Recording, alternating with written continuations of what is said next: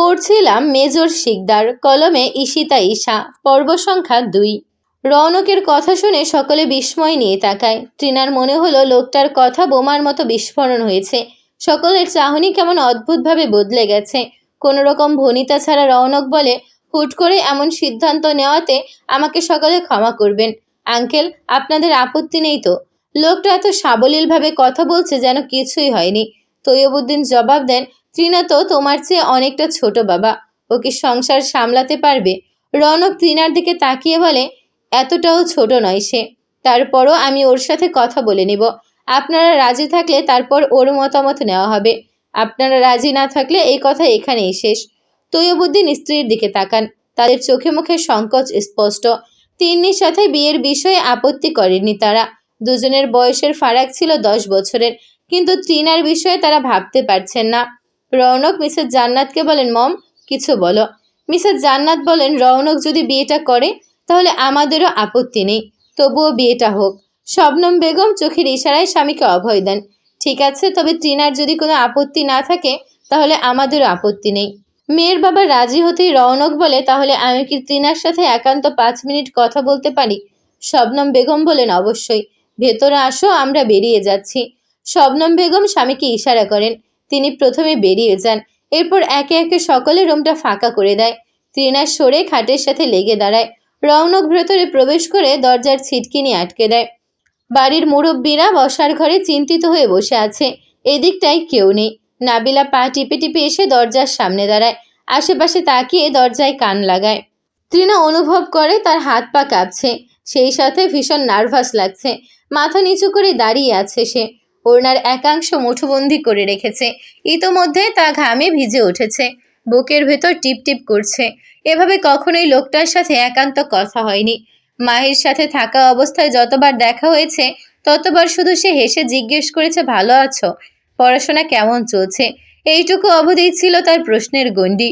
আজ তার সাথে বিয়ে হবে, আর কিছু ভাবতে পারছে না সে। রৌনক দরজার সামনে দাঁড়িয়ে অনুমতি চায়। আমি যদি আরেকটু কাছে এসে কথা বলি তাহলে কি তুমি বিরক্ত হবা? ট্রিনা ঝড়ের বেগে মাথা নাড়িয়ে জবাব দেয়, না, বসুন। খাটের দিকে ইশারা করে। রৌনক এগিয়ে এসে খাটের এক পাশে বসে। তুমিও বসো। Don't be nervous, I M A gentleman. কথাটা শুনে ট্রিনা লজ্জা পেল। নিঃশব্দে 2 হাত দূরে খাটে বসে মন মস্তিষ্কে তিনার ঝড় বইছে। এরই মাঝে স্বাভাবিক গলায় রৌনক প্রশ্ন করে, ভালো আছো? পড়াশোনা কেমন চলছে? জি ভালো। তিনার দৃষ্টি মেঝেতে। রৌনক রুমের এদিক ওদিক তাকাচ্ছে। এটা তোমার রুম? না, আপুর। আচ্ছা, সুন্দর। দুটো প্রশ্ন করব, তুমি এক শব্দে উত্তর দিবা, কেমন? প্রশ্নের কথা শুনে তিনা আরও নার্ভাস হয়ে গেল। আজকে মনে হচ্ছে সে স্বাভাবিক সময়ের তুলনায় একটু বেশিই নার্ভাস হচ্ছে। জি বলুন। তুমি কি কাউকে ভালোবাসো? তিনার গলার কাছে হ্যাঁ এসে আটকে যায়। সে কি করে বলবে যে আমার সামনে বসা লোকটাকে ভালোবাসি? রৌনক বোধহয় কিছু বুঝলো। আচ্ছা, জাস্ট বলো যে তোমার কোনো বয়ফ্রেন্ড আছে। না। আমাকে বিয়েতে তোমার কোনো আপত্তি আছে? ট্রিনার ঠোঁট ভিজিয়ে ধীরে বলে, আপত্তি নেই। কথাটা শেষ হতেই রুমে অদ্ভুত নীরবতা নামে। রৌনক আর কোনো প্রশ্ন করে না। কয়েক সেকেন্ড চুপ করে বসে থাকে। কি ভাবছে বোঝা গেল না। নাবিলা অত্যাধিক চেষ্টা করেও রুমের ভেতরের কথা শুনতে পাচ্ছে না। এরা এত আস্তে কথা কেন বলছে? লুকিয়ে লুকিয়ে অন্যের কথা শোনা বদ অভ্যাস। পুরুষালী গলা পেয়ে নাবিলা জমে যায়। ধরা পড়া চোরের মতো দরজা থেকে সরে সোজা হয়ে দাঁড়ায়। কাচুমাচু হয়ে বলে, আর এমনটা করব? কথা বলতে বলতে চোখ তোলে। অপরিচিত এক ছেলেকে দেখে কথা থামায়। পাঞ্জাবি পায়জামা পরা, চোখে আবার রোদ চশমা তার। এই রাতের বেলায় ঘরের মধ্যে কে রোদ চশমা পরে? ছেলেটাকে নাবিলার কাছে স্যাবলা মনে হলো। নিরীহ কণ্ঠ হুট করে গর্জে ওঠে। আঙুল উঁচিয়ে এক কদম এগিয়ে শাসায়, আপনি কি? আমি কি করেছি এতে আপনার মাথা ব্যথা দেখাতে হবে না। জানতো এখান থেকে। শুধু শুধু ভয় পেলাম। ছেলেটার হাতে থাকা ফোন স্ক্রল করে বলে, আপনার একটা সুন্দর ছবি আমার কাছে আছে। I hope you will like it. ছেলেটা কয়েক কদম এগিয়ে এসে ফোনটা নাবিলার সামনে ধরে। স্ক্রিনের দরজায় কান পেতে রাখা নিজের ছবি দেখে নাবিলা ভড়কে যায়। বদ ছেলেটা তার ছবি কখন তুলল? সে ফোনটা নিতে নিলে ছেলেটা হাত সরিয়ে ফেলে। ভ্রু কুচকে ছেলেটা বলে, আমার সাথে নো চালাকি। জিজ্ঞেস করেছিলে না আমি কে? ওই যে বর মশাই, সে আমার আপন ব্রাদার হয়। ছেলেটার পরিচয় পেয়ে নাবিলা মনে মনে ইন্না লিল্লা পড়ে। বরের এমন বজ্জাত ভাই আছে জানতো না সে, জানবেই বা কিভাবে? গতরাতে বাসায় এক প্রকার যুদ্ধ করে হলুদে এসেছিল। বরের বাড়ির কারোর সাথেই আলাপ নেই, এমনকি ট্রিনার বান্ধবী মাহির সাথে হাই হ্যালো করার সময় হয়নি তার। সে এসেছে বিয়েতে নিজের মতো এনজয় করতে। জোরপূর্বক হেসে বলে, আরে আপনাকে তো চিনতেই পারিনি, সরি ভাইয়া। এবার তো চিনেছেন। চালাকি না করে আমার কথা শুনলে কাউকে কিচ্ছু বলবো না। By the way, I am Rahi. You? Nabila দাঁতে দাঁত চেপে বলে নাবিলা। নাম শুনে রাহি মুখটা কুঁচকে ফেলে।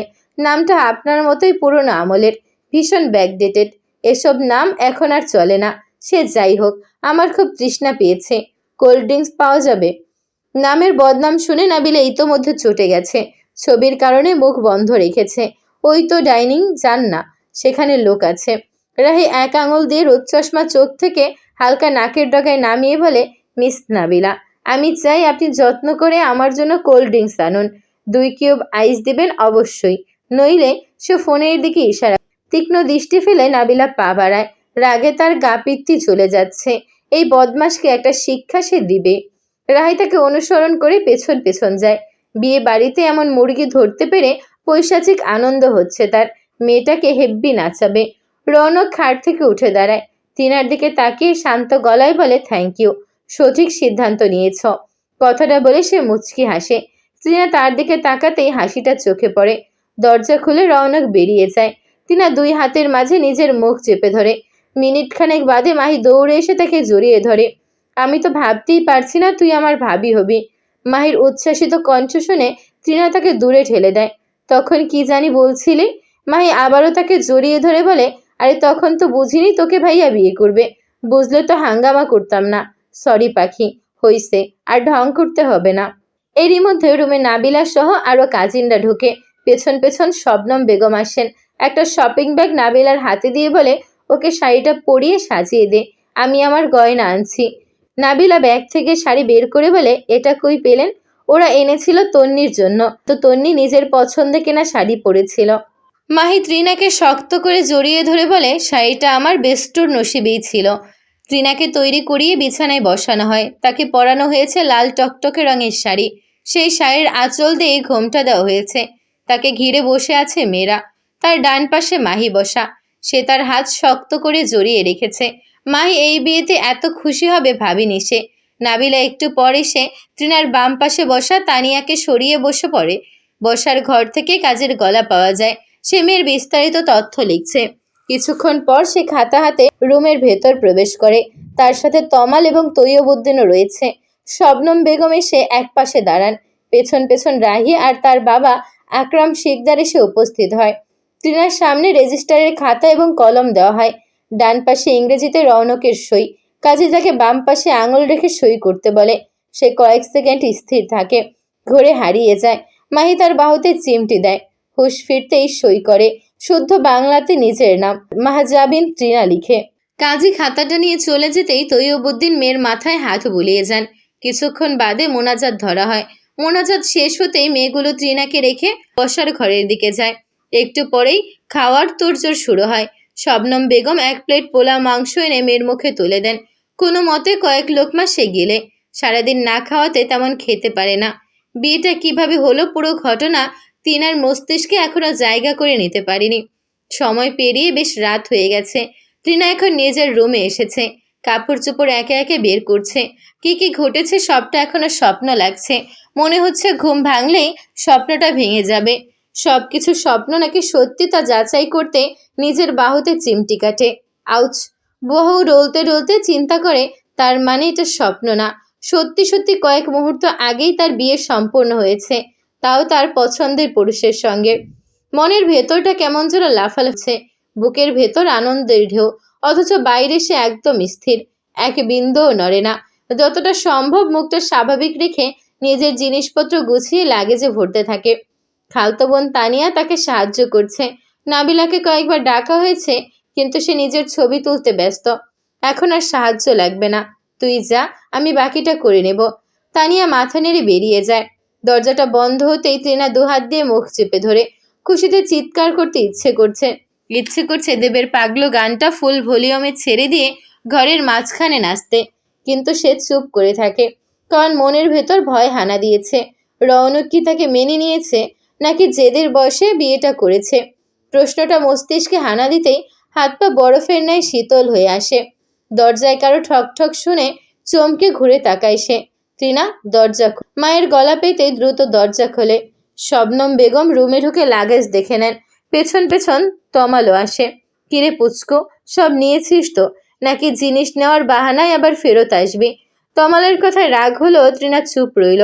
তার চেয়ে 2 বছরের ছোট হয়েও ছেলেটা তাকে তুই তোকারি করে। এটা নিয়ে রাজ্যের ঝগড়া কারো বিশেষ লাভ হয়নি।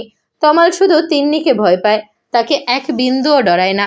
এই তুই চুপ থাক, বাহিরে গিয়ে তোর বাবাকে ডাক দে। মায়ের ধমকানো মুখ কালো করে তমাল বেরিয়ে যায়। শবনম বেগম বলেন, যা হয়ে গেছে তা ভাগ্যের লিখন। আমরা এত জলদি তোকে বিয়ে দিতে চাইনি, কিন্তু কিভাবে কি হলো সেটা বুঝতে পারছি না। সে যাই হোক, আমাদের বিশ্বাস ওই বাড়িতে তুই ভালো থাকবি।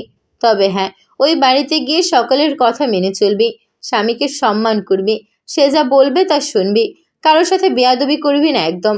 শাশুড়ি যদি বলে বৌমা সূর্য পশ্চিমে ওঠে, তুই বলবি জি, ঠিক বলেছেন, বুঝেছিস? মায়ের কথা শুনে ত্রিনার হাসি পেল। হাসলে এক্ষুনি সপাটে মা চর বসাবে, তাই ঠোঁট চেপে বিজ্ঞের ন্যায় সে মাথা নাড়ে। এরই মাঝে তৈয়বউদ্দিন এসে হাজির হন। বাবাকে দেখে ত্রিনা এগিয়ে জড়িয়ে ধরে। তোর চোখ টলমল করে ওঠে। 1 ফোঁটা 2 ফোঁটা করে বেয়ে ইতোমধ্যে অশ্রু বর্ষণ হচ্ছে। মেয়ের মাথায় হাত বুলিয়ে দিয়ে তৈয়বউদ্দিন বলেন, কখনো কারো মুখের উপর জবাব দিবা না আম্মা, নিজের খেয়াল রাখবা, আর কখনো কোনো সমস্যা হলে আমাকে সবার আগে কল দিবা। বিয়ে হলেও তোমার বাবা চিরকাল তোমার পাশে থাকবে। আজ তুমি বিয়েটা করে আমার সম্মান বাঁচিয়েছ। বাবা হিসেবে তোমার মতো মেয়ে পেয়ে আমি গর্বিত। বাবার কথায় ত্রিনার কর্ণে পৌঁছেছে কিনা তা বোঝা গেল না। সে অঝরে কেঁদে চলেছে। কয়েক মুহূর্ত পূর্বে বিয়ে হওয়াতে কত খুশি ছিল সে, অথচ এখন ইচ্ছে করছে না নিজের পরিবার ছেড়ে যেতে। শবনম বেগমেরও চোখ ছলছল করছে। মেয়ের পিঠে হাত বুলিয়ে দিচ্ছেন। ত্রিনা, হয়েছে তোর। মাহির গলা পেয়ে বাবা মেয়ে একে অপরকে ছেড়ে সরে দাঁড়ায়। মাহি অপ্রস্তুত হয়ে যায়। ত্রিনা চোখ মুছতে শুরু করে। সরি বিরক্ত করার জন্য। আসলে মা পাঠালো, বলল অনেক রাত হয়েছে, এখন ফিরতে হবে। মাহির কথার পিঠে শবনম বেগম কোনো মতে চোখ মুছে বললেন, হ্যাঁ হয়ে গেছে, তোমরা নামো, ওকে নিয়ে আসছি। মাহি মাথা নাড়িয়ে যেতে নেয়। এরই মাঝে রিশান এসে হাজির হয়। চল এখন বাড়িতে ফিরব। তার কথায় পাত্তা না দিয়ে রিশান এসে ত্রিনার হাতের আঙুল নিজের ছোট্ট হাতের মুঠো বন্দি করে নেয়। ত্রিনা, যাবা না? চলো। রিশানের কথা শুনে ত্রিনা হেসে দেয়। মাহি বলে, রিশান, ত্রিনা এখন তোমার মাম্মি হয়। মাম্মিকে কেউ নাম ধরে ডাকে? মাহি, তুই যা এখান থেকে, আমি ত্রিনা ডাকবো। বেশ, আবার আসিস আমার কাছে চকলেট চাইতে। রিশান তার কথায় পাত্তা দিল না। সে ত্রিনার ভেজা চোখের দিকে তাকিয়ে আছে। মাহি যেতেই শবনম বেগম তাড়া দেন, ত্রিনা চলো। মায়ের কথা মতো বের হয় সে। দরজায় দাঁড়িয়ে শেষবার নিজের রুমটা দেখে নেয়। শ্বাস ফেলে রিশানের হাত ধরে ফ্ল্যাট থেকে বের হয়। গাড়িতে ওঠার পূর্বে ত্রিনার প্রচণ্ড কান্না পেল। মাকে জড়িয়ে আরেক দফা কাঁদে সে। তমালকে দেখা গেল না। ছেলেটা বাড়ির ভেতর থেকে বের হয়নি। একা একা চোখের জল মুছে নেয় সে। বরের গাড়ির পেছনে গাড়ির ড্রাইভিং সিট থেকে উকি মেরে রাহি বলে, সিস্টার ইনল, এখন কান্নাকাটি করে এনার্জি নষ্ট করবেন না। মম বলেছে আগামীকাল আবার বাপের বাড়ি আসবেন। রাহির কথা শুনে ত্রিনার কান্না থামায়। ছেলেটা হুটহাট মুখ খুলে সকলকে অপ্রস্তুত করে দেয়। মাহি তার পাশের ছিটেই বসা, হাত মুঠো করে বাহুতে কিল বসায়। মাথাটা আবারও গাড়ির ভেতরে ঢোকায়। গাড়িতে উঠে জানালার কাঁচ নামিয়ে সকলের দিকে ঘাড় ঘুরিয়ে তাকিয়ে রয় ত্রিনা। যতক্ষণ অবধি সকলকে দেখা যায় চোখ সরায় না। পানি খাবা? রৌনকের গলা পেয়ে ত্রিনা তাকায়। লোকটা কেমন সাবলীলভাবে তার দিকে তাকিয়ে আছে পানির বোতল হাতে। ত্রিনা মাথা নাড়িয়ে নাসূচক জবাব দেয়। রৌনক বোতলটা রেখে আবার জিজ্ঞেস করে, টিস্যু লাগবে? আবারও ত্রিনা মাথা নাড়ায়। লোকটা কি বুঝলো কে জানে। পেছন থেকে টিস্যুর বক্সটা তুলে সামনে দিয়ে বলল, নাও। কাঁদতে কাঁদতে সর্দি বের হলে রিশান হাসবে। রৌনকের কথা শুনে রিশান খিলখিল করে হেসে দেয়। ড্যাডি, তুমি এত ফানি, বলে আবারও সে হাসতে শুরু করে। মুচকি হেসে রৌনক বলে, দেখলে তো, সর্দির কথা শুনলেই কেমন হাসছে, একদম বাপের কার্বন কপি। ত্রিনা টিস্যু দিয়ে চোখ মুছে নেয়। বাড়িধারাতে অবস্থিত শিকদার ভিলা। পৌঁছাতে বেশ রাত হয়। ঘড়িতে তখন রাত 12টা বেজে 20 মিনিট। ইতোমধ্যে গাড়িগুলো শিকদার বাড়িতে পৌঁছেছে। বড়রা নেমে ভেতরে চলে গেছে। ত্রিনা স্থির হয়ে বসা। গাড়ি থেকে প্রথমে রৌনক নামে, তার সাথে চোখ ডলতে ডলতে রিশানও নামে। টিনা গাড়ির দরজা খুলে বের হতে নিলে রিশান তাকে থামায়। রাহি ছুটে গিয়ে সার্ভেন্টদের ডাক দিলে তারা দুটো ডালা নিয়ে হাজির হয়। টিনা বুঝতে পারছে না কি হচ্ছে। রৌনক দরজা খুলে দিলে ডালা থেকে ফুল নিয়ে রাহি তার গায়ে ছেটাতে শুরু করে। রাহি এক হাতে ভিডিও করছে সবটা। রৌনক কিছু গোলাপের পাপড়ি নিয়ে ছেলের হাতে দেয়। রিশান আনন্দের সহিত গোলাপের পাপড়িগুলো টিনার গায়ে ছুঁড়ে। সে হাসি মুখে হাত বাড়িয়ে রিশানকে কাছে টেনে গালে চুমু দেয়। বাড়িতে প্রবেশের পূর্বে এত বড় সারপ্রাইজ পাবে ভাবেনি সে। রাহিকে কনুই দিয়ে গুঁতো দিলে সে রিশানকে কোলে তুলে নেয়। চাচ্চু চলো আমরা ভিতরে যাই। মাহিও তাদের সাথে চলে যায়। টিনা গাড়ি থেকে বের হতে নিলে রৌনক তার দিকে হাত বাড়িয়ে দেয়। এক মুহূর্ত থমকে যায় সে। বাড়িয়ে রাখা হাতের দিকে তাকায়। সে দ্বিধা নিয়ে নিজের হাতটা রৌনকের হাতের উপর রাখে। আঙুলের স্পর্শ মাত্রই রৌনকের হাত শক্ত হয়, তবে টান দেয় না। টিনা ধীরে গাড়ি থেকে নামতে থাকে। নামার সময় তার আঁচলের এক পাশ হালকা করে ভিজতে যায়। রৌনক অন্য হাত দিয়ে নিঃশব্দে সেটা ঠিক করে দেয়। চোখ তুলে টিনা লোকটার মুখের দৃষ্টি রাখে। রৌনক ঠোঁটের ভাঁজ ভেঙে হাসি দেয়। এ হাসিতে কি ছিল জানে না মেয়েটা, তবে আবারও ঘায়েল হলো সে।